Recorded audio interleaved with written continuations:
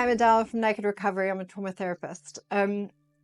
If you find yourself in that place where you're constantly oversharing, over-explaining yourself all the time, you're in the right place. We're going to talk a little bit about why you do that and how to get out of doing that. But ultimately, it's a sign of codependency, and it's it's a people-pleasing kind of behavior. And it's a behavior where you're compelled to explain your life story to people or overshare too much information.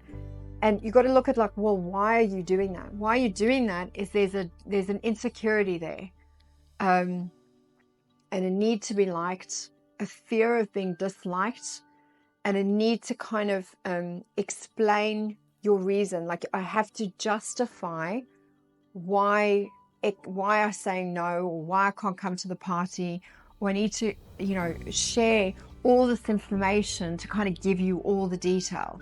So we're really terrified of being misunderstood or people not fully getting the whole picture. So we end up telling too much information or oversharing whatever's happening there.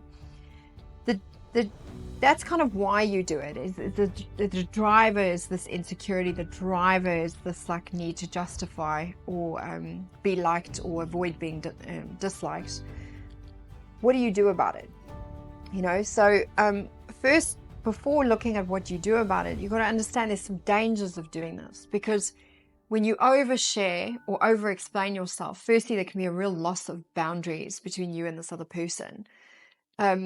A lot of clients that I have that like find themselves constantly, I just overshared, I said too much, or I ended up really explaining like the full reason as to why, I didn't come to work that day or whatever. It's like too much information. It can be like, it can blur the lines. It can make people a little bit uncomfortable. And I think understanding that can sometimes be a little bit cringy, a little bit too much, is important. It's your desire, but like the person that you're telling this information to, it's like making them uncomfortable. It's too much for them. The next thing is it's like a lack of mystery between people. It's like it diminishes that sense of discovery, or that sense of like, I'm getting to know you, and like in a healthy way that is linear, and like I can feel the steps. Like, you've now shared or told me something that was way too early. I didn't feel we had the rapport, the connection for you to share all that stuff with me. So it kind of disrupts the natural progression in a relationship, and it can kind of occur a little bit cringy. Next thing is, we do it out of the desire to avoid misunderstanding and kind of to explain ourselves and explain our truth or our world, almost like we have to justify or explain our truth or our world. But that can also be quite overwhelming and confusing to people when we're adding nuggets of data and stuff that aren't relevant. And ultimately can lead to a loss of power, because when you overshare, you're almost being too vulnerable. And when you're being too vulnerable in that position, you give somebody else power over you. So first things first, this dynamic, it's disempowering. It's a sign of codependency, and it's not necessarily a healthy way forward for you.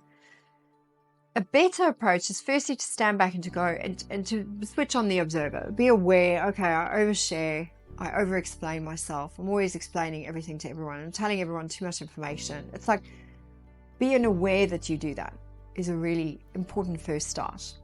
The next thing is to start to train yourself. Can I look back on all the times that I've done that to try and work out, well, what was my motivation? Why did I do that? So now we're doing a post-mortem on when we've done it and analyzing, well, why did we do that? So we can try and tease out like what were the needs that needed meeting and what were the motivating factors for that happening.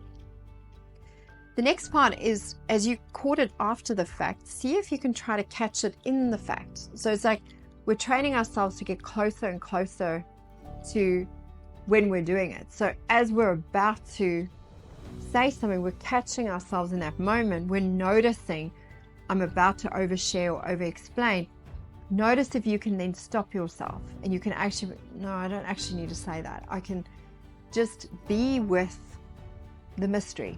be with the dislike, be with the vibe, be with the fact that they don't know why, and it's not appropriate and it's not relevant for them to know why. And being with that vibe of like, we just leave it a little bit empty, we just leave it hanging, because I don't need validation from this person. I don't need them to go, oh no, it's okay, it's all right. I'm speaking my truth and saying no, or I'm doing whatever it is, action that I'm taking. I don't need to explain or justify why I've just done that. I've just done it. End of story. And if they like me, they don't like me.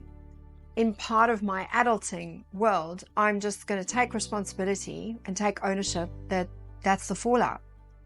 That is what happens when you speak your truth, and they might like me, they might not like me. So when you can be responsible to handle the fallout of the consequences of whatever it is that you choose to do, you've now handled it.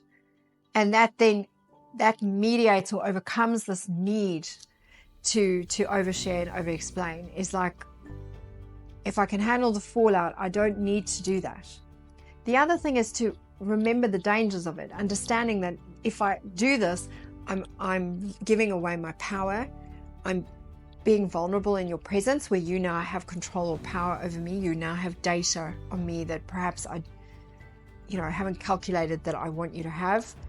I'm losing boundaries. I'm making things inappropriate. So it's kind of like understanding, by pulling back, I'm avoiding that from happening. And just sort of start practicing in settings that don't matter. Just practice saying, no thanks. I appreciate that, but no, I won't be attending. Or like, yeah, I've thought about that, and no. And just leave it there. Just practice in those settings where it doesn't matter so much to you, just saying no, without all the explanation and all the kind of like extra stuff that we add onto it. So by practicing those steps and techniques and understanding, like, I'm going to catch it after the fact, that I'm going to see if I can catch it in the moment, the better you get at it and the more you practice just saying no without all the explaining and justifications, soon you will catch it before it even happens. Your awareness will move from, conscious kind of working out competence almost to unconscious competence, where it's like you don't even explain yourself anymore. It's now automatic for you to move to that place. So, but be patient. It's a journey. If you are an oversharer or over-explainer, it's not going to happen overnight. So you got to give yourself the space to be, consciously incompetent, try to catch it after, try to catch it in the moment, then try to see if you can catch it before the time. And knowing that's probably a 3 to 6 month journey is helpful. Hope that's helpful. Okay, cheers.